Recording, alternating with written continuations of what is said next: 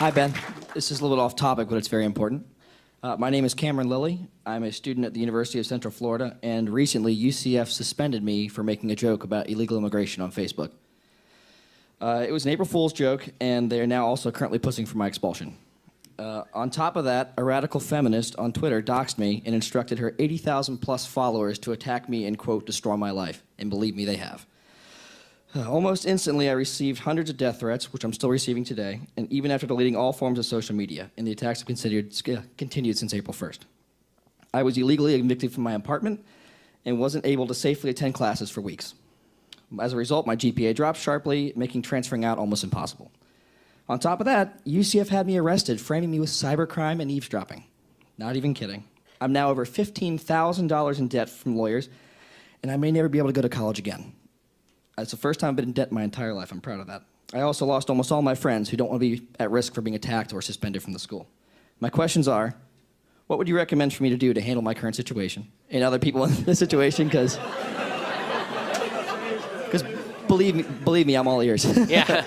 And how do we as conservative-leaning college students continue to enjoy the use of free speech, which, even though it is our right, we still risk, having our lives literally destroyed and attacked, even though it is our right to, speak freely? Yes, I mean, first of all, it's hard for me to speak to the situation because, while I believe everything that you're saying, I don't know what the original content of the post was. I don't know, what the college's policies are and what the legal stance is. So from putting on my lawyer hat, I don't know what the legal fight here is. Just so you know, it didn't violate any school policy with the post. Okay, so I mean, number one, I think that there are probably a number of places that would help you pay your legal bills and who fight on this, right? Like FIRE is one of those groups.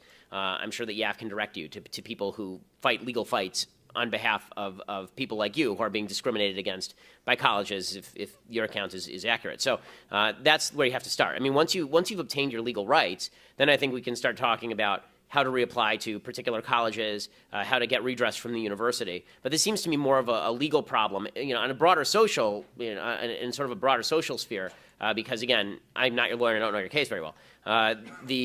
What I would say is that obviously being doxxed is, as far as I'm aware, a legal issue. So you might have a legal case there. And also, colleges are incredibly overzealous about enforcing anything that they perceive to be violating politically correct standards.